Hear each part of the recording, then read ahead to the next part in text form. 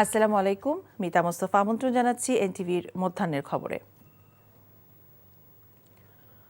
ক্ষমতার দাপটে অর্থ লোপাটি নয়, পরিবারের সদস্য আর আওয়ামী লীগের কর্মী সমর্থকদের প্রায় 1500 বেশি সরকারি প্লট বরাদ্দ দিয়েছেন পতিত স্বৈরাচার শেখ হাসিনা। শেখ পরিবারের সদস্য হলেই পূর্বাচল, ঝিলমিল প্রজেক্ট ও উত্তরা তৃতীয় প্রকল্পে মিলেছে 10 কাঠার প্লট। এসব প্লট বরাদ্দ দিয়েছে রাজুক। সাবেক স্পিকার শিরীন শারমিন চৌধুরী, সাবেক পরিকল্পনা মন্ত্রী এম এ মান্নান সহ প্রভাবশালী অনেক মন্ত্রী, এমপি, সংস্কৃতি কর্মী, সরকারি আমলারাও আছেন সরকারি প্লট প্রাপ্তির এই তালিকায়। এমনই তথ্য উঠে এসেছে এনটিভির অনুসন্ধানে। নাজিবুর রহমানের রিপোর্ট, ক্যামেরায় ছিলেন ইউনুস আলী। ২৯,০০০-এর বেশি প্লট আছে ঢাকার পাশেই গড়ে ওঠা আধুনিক পূর্বাচল নতুন শহর প্রকল্পে। যুগ পেরিয়ে যাওয়া এই প্রকল্প এখনও সাধারণ মানুষের বসবাসের উপযোগী করতে পারেনি রাজধানী উন্নয়ন কর্তৃপক্ষ। এর মধ্যে আবার যুক্ত হয়েছে সাবেক সরকার প্রধানের ইশারায় নিয়মের তোয়াক্কা না করে প্লট বরাদ্দের চিত্র। রাজধানী ঢাকার জনসংখ্যার চাপ কমাতে গড়ে তোলা হয় পূর্বাচল নতুন শহর প্রকল্প, যেখানে সাধারণ মানুষের জন্য আবাসন তৈরির সুযোগই ছিল মূল লক্ষ্য।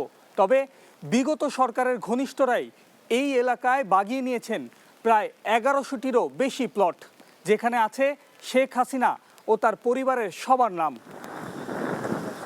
রাজুকের সম্পত্তি বিভাগের দেয়া তথ্য বলছে 110 জন সংসদ সদস্য আর অন্তত 10 জন মন্ত্রী, প্রতিমন্ত্রী সহ বেশ কয়েকজন প্রভাবশালী আমলা, অভিনয় শিল্পী আছেন কোটি টাকা মূল্যের প্লট প্রাপ্তির তালিকায়। পূর্বাচলে সাবেক প্রধানমন্ত্রী শেখ হাসিনা, তার মেয়ে পুতুল, শেখ রেহানা সহ পরিবারের সবাই 10 কাঠা জমি বরাদ্দ পেয়েছেন। যুক্তরাষ্ট্রে বসেও সরকারি কোটায় জমি নিয়েছেন জয়। লম্বা এ তালিকায় আছেন সাবেক মন্ত্রী M A Mannan, speaker Shirin Sharmin Chowdhury, সাবেক মন্ত্রী মহিবুল হাসান চৌধুরী নফেল, প্রতিমন্ত্রী ওয়াশিকা আয়েশা খান, সাবেক মন্ত্রী নুরুজ্জামান আহমেদ।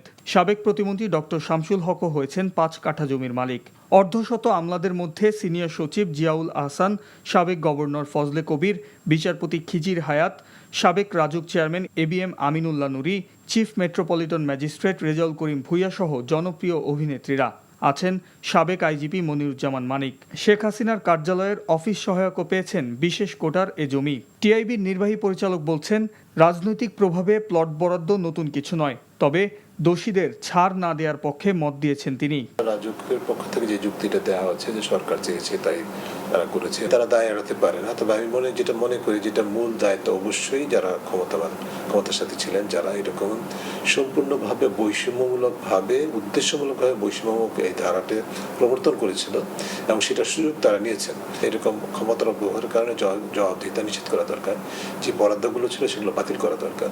পূর্বাচল নতুন শহরে প্লট বরাদ্দের জন্য 12টি পেশার মানুষের কাছে আবেদন চায় রাজুক, কিন্তু গত 10 বছরে আওয়ামী লীগ সমর্থিত পেশাজীবী ছাড়া এই সুবিধা পাননি অন্য কেউ। Najibur Rahman, NTV news, Dhaka. 2023 সালের জানুয়ারি থেকে 2024 সালের মার্চ পর্যন্ত করা জরিপ অনুযায়ী সুন্দরবনে বাঘের সংখ্যা এখন 125টি বলে জানিয়েছে পরিবেশ, বন ও জলবায়ু পরিবর্তন মন্ত্রণালয়ের উপদেষ্টা সৈয়দা রেজওয়ানা হাসান। সচিবালয়ে এক ব্রিফিংয়ে তিনি জানান, 2018 সালের চেয়ে 11টা বাঘ বেড়েছে।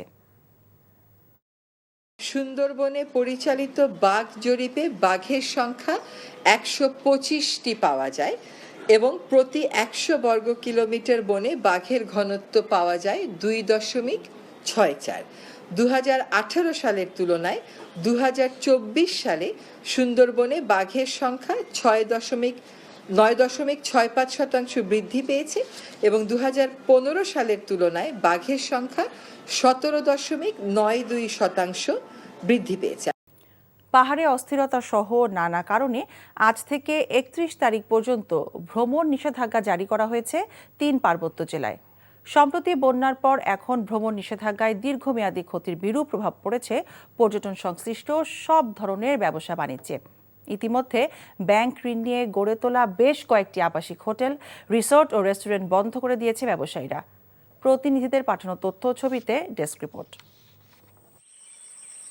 প্রাকৃতিক সৌন্দর্যে লীলাভূমি খ্যাত বান্দরবান জেলা একটা সময়ে সারা বছরই পর্যটকে মুখরিত থাকত, কিন্তু 2020 থেকে 21 সাল পর্যন্ত কোভিড-19-এ পর্যটনের ক্ষতির পরই 2022 সালের মাঝামাঝি থেকে পাহাড়ে কুকিচিন ন্যাশনাল ফ্রন্ট সংঘাত অস্থিরতায়, নিরাপত্তা বিবেচনায়, ভ্রমণ নিষেধাজ্ঞার প্রভাবে সেই চিরচেনা পর্যটকে ভরপুর দৃশ্যটা যেন বদলে যায়। এরপর 2023 সালে বন্যা ও 2024 সালে রাজনৈতিক অস্থিরতায় দীর্ঘমেয়াদী লোকসানে পর্যটন ব্যবসায়ীরা।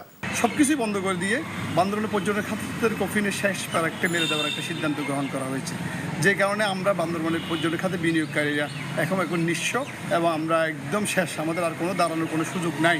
আগামী 31 অক্টোবর পর্যন্ত অনির্দিষ্টকালের জন্য যে পর্যটক ভ্রমণের নিরুৎসাহিত করার খবর আমরা পেয়েছি, এতে করে আমাদের বান্দরবানের যে রেস্টুরেন্টগুলো রয়েছে বেশিরভাগ রেস্টুরেন্টই পর্যটন নির্ভর।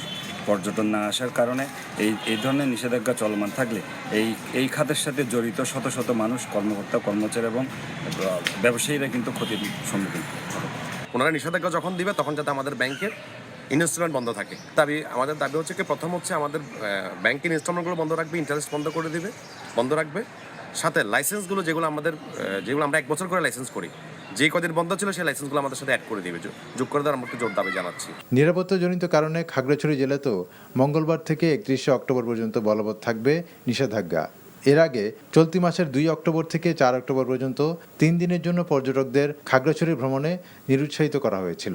গত 3 মাস ধরে দেশের রাজনৈতিক অস্থিরতা এবং সম্প্রতি পাহাড়ি বাঙালি সংঘাতের কারণে পর্যটকরা এমনিতেই পাহাড় বিমুখ ছিলেন। সেই ক্ষতি পুষিয়ে নিতে সামনের টানা ছুটিতে যখন রাঙামাটিতে পর্যটন সংশ্লিষ্ট ব্যবসায়ীরা প্রস্তুতি নিচ্ছিলেন, হঠাৎ করে নিষেধাজ্ঞার নির্দেশনায় উদ্বেগ ও হতাশা ব্যক্ত করেছেন এই খাতে জড়িত ব্যবসায়ী ও শ্রমিকরা। আমাদের প্রায় 1000-এর উপরে শ্রমিক মালিক, এরা অনেক ক্ষতিগ্রস্ত করে যাবে এবং আমরা বেকার হয়ে পড়েছি সবাই। অলরেডি সামনে একটা পুজোর বন্ধ, যেখানে আমরা হচ্ছে যে 11 থেকে 14 তারিখ পর্যন্ত মোটামুটি আমাদের একটা ভালো বুকিং ছিল। তো ইতিমধ্যে আমাদের এই বুকিংগুলো ক্যান্সেল হচ্ছে এবং আমরা হচ্ছে যে যেটা বুকিং মানি নিয়েছিলাম ওটা রিফান্ড দিতে হচ্ছে। Ahmed Sharif, NTV news desk. Sherpur, Mymensingh এবং নেত্রকোনায় বন্যার পানি নামতে শুরু করেছে। ভেসে উঠেছে ক্ষয়ক্ষতির চিত্র। শেরপুরের ঝিনাইগাতি এবং নালিতাবাড়ী উপজেলা থেকে নেমে গেছে পাহাড়ি ঢলের পানি। কিছু নিম্নাঞ্চল ব্যতীত কোথাও কোনো পানি নেই। তবে পানি নেমে যাওয়ার পর বন্যার ক্ষয়ক্ষতির চিত্র ভেসে উঠছে। সবচেয়ে ক্ষতিগ্রস্ত হয়েছে মাছের খামার। জেলার অন্তত 200 মাছের খামারই পথে বসেছে। এদিকে ময়মনসিংহের ধোবাউড়া হালুয়াঘাটে পাহাড়ির ঢল এবং অতিবৃষ্টিতে সৃষ্ট বন্যা পরিস্থিতির বেশ উন্নতি হয়েছে। তবে ফুলপুরের 2টি ইউনিয়নে বন্যার পানি প্রবেশ করেছে। দুর্গতদের মাঝে ত্রাণ সহায়তা অব্যাহত আছে। খুব শীঘ্রই আশ্রয় কেন্দ্রের মানুষ ঘরে ফিরতে পারবেন বলে আশা করা হচ্ছে।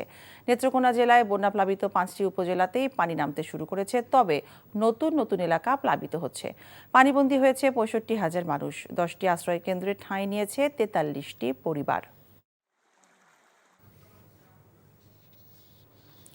বন্যার সবশেষ খবর জানতে আমরা যাচ্ছি এখন শেরপুরে। আমাদের সঙ্গে সরাসরি যুক্ত হচ্ছেন আমাদের স্থানীয় প্রতিনিধি কাকন রেজা। কাকন, আমরা জেনেছি যে শেরপুরে পানি কমেছে, তো নিম্নাঞ্চলের আসলে এখন কেমন অবস্থা দেখছেন আমাদেরকে জানাবেন।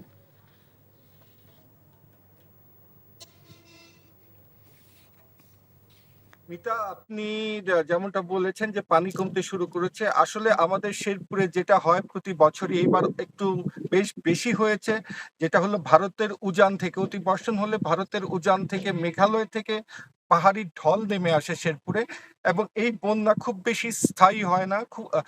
সাধারণত প্রতি বছর যা হয় একদিনেই পানি নেমে যায়, খুব বেশি হলে 2 দিন থাকে, কিন্তু এবার একটু পানি বেশি হওয়ার কারণে পানিটা একটু উঁচু অঞ্চলগুলিতে 72 থেকে 76 ঘন্টার মতো পানি ছিল, তারপরেই নেমে গিয়েছে। এখন নিম্ন অঞ্চলে কিছুটা পানি আছে। আমার পেছনে দেখছেন যে ধান ক্ষেত মোটামুটি দেখা যাচ্ছে যে পানির তল নিচ থেকে উঠে এসেছে, অর্থাৎ ধানের ক্ষতি হচ্ছে না। এখন নিম্নাঞ্চলের পানির অবস্থা আমার পেছনে যা দেখতে পাচ্ছেন তা আছে, এবং এর থেকেও আজকের মধ্যেই বোধহয় শেরপুরে যত নিম্নাঞ্চল আছে সব জায়গা থেকে পানি নেমে যাবে এরকম চিন্তা করা যাচ্ছে। আমরা খবরে যেমনটা শুনলাম যে সবচেয়ে ক্ষতিগ্রস্ত হচ্ছে আসলে মাছের খামারগুলো। এখানে নালিতাবাড়ী, ঝিনাইগাতির বিস্তীর্ণ এলাকায় মানুষ মাছের খামার করে থাকে। এই প্রতিটা মাছের খামার ভেসে গেছে এবং প্রচন্ড ক্ষয়ক্ষতি হয়েছে মাছের খামারে।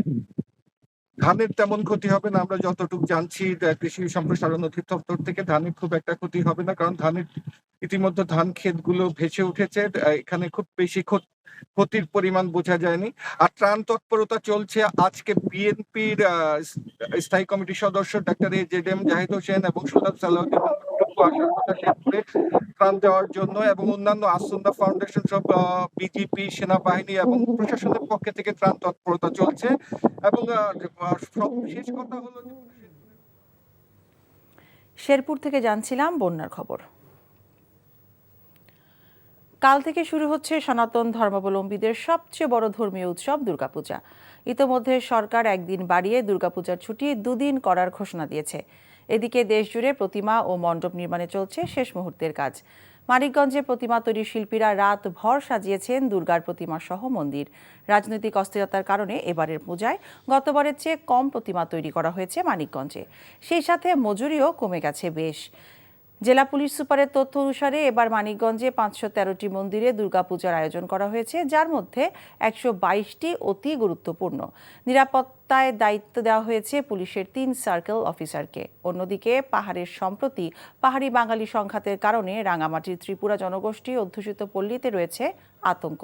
তবে সেই আতঙ্ক কাটিয়ে প্রশাসনের নিরাপত্তার আশ্বাসে সনাতন ধর্মাবলম্বীরা সাড়ম্বরে প্রস্তুতি নিচ্ছে পূজা আয়োজনের। স্বরাষ্ট্র উপদেষ্টা অবসরপ্রাপ্ত লেফটেন্যান্ট জেনারেল মোহাম্মদ জাহাঙ্গীর আলম চৌধুরী বলেছেন, আসন্ন দুর্গাপূজায় কোনো ধরনের শঙ্কা নেই। নিরাপত্তা নিশ্চিতে পুলিশ, র্যাবের পাশাপাশি অন্যান্য বাহিনী মোতায়েন থাকবে। সকালে গাজীপুরের কৃষি গবেষণা ইনস্টিটিউটে পরিদর্শন এবং মত বিনিময়ের আগে সাংবাদিকদের প্রশ্নের জবাবে এসব বলেন তিনি। উপদেষ্টা বাজার সিন্ডিকেটের বিষয়ে বলেন, চেষ্টা করা হচ্ছে খুব শীঘ্রই বাজার পরিস্থিতি একটি সহনীয় পর্যায়ে চলে আসবে। যদি কোনো সিন্ডিকেট থাকে, বাণিজ্য মন্ত্রণালয় সেটি ভেঙে দেবে। বন্যা কবলিত এলাকায় কৃষকদের মাঝে বীজ, চারা এবং নগদ অর্থ পাঠানো হয়েছে। পরে কৃষি গবেষণা ইনস্টিটিউট মিলনায়তনে কর্মকর্তাদের সাথে মত বিনিময় সভা করেন কৃষি উপদেষ্টা। দুর্গাপূজার কোনো ধরনের কোনো শঙ্কা নেই। বাড়তি নিরাপত্তা ধরেন যে আমাদের তো ধরেন নর্মাল টাইমে পুলিশ থাকে, আনসার থাকে এবং এই লোকাল যে যারা ভিডিপি তারা থাকে। এবার তাছাড়াও আমরা কিন্তু এক্সট্রাভাবে র্যাবরে দিয়েছি, বিডিআর দেওয়া হয়েছে, সেনাবাহিনীকে ডিপ্লয় করা হয়েছে। এবার পূজা খুব ভালোভাবে হবে। আমি আশা করব যে এবার কোনো ধরনের কোনো রকমের কোনো সমস্যা হবে না। বাংলাদেশে মানবাধিকার সুরক্ষিত দেখতে চায় যুক্তরাষ্ট্র। স্থানীয় সময় সোমবার এক প্রেস ব্রিফিংয়ে এই কথা বলেন পররাষ্ট্র মন্ত্রণালয়ের মুখপাত্র ম্যাথিউ মিলার। বাংলাদেশি মানুষের মানবাধিকার লঙ্ঘনের জন্য যারা দায়ী তাদেরকে জবাবদিহিতায় আনা উচিত বলেও মন্তব্য করেন তিনি। দুর্গাপূজার সময় হিন্দু সম্প্রদায়ের নিরাপত্তা নিয়ে প্রশ্ন করলে মিলার বলেন, বাংলাদেশের সংখ্যালঘুদের অধিকার সুরক্ষিত হোক, এটাই তাদের প্রত্যাশা। এছাড়া নিউ ইয়র্কে জাতিসংঘের সাধারণ অধিবেশনে বাংলাদেশের অন্তর্বর্তী সরকারের প্রধান উপদেষ্টা প্রফেসর ডক্টর মোহাম্মদ ইউনূসের সাথে সাক্ষাৎ হওয়ার কথাও জানান তিনি।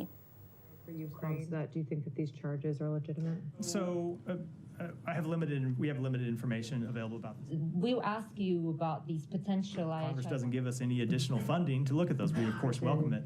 for allegedly fighting as a mercenary for Ukraine. These individual cases that you mentioned, but I can tell you that the Secretary কয়েক মাস ধরে বাংলাদেশিদের মানবাধিকার লঙ্ঘনের জন্য যারা দায়ী তাদেরকে জবাবদিহিতায় আনা উচিত।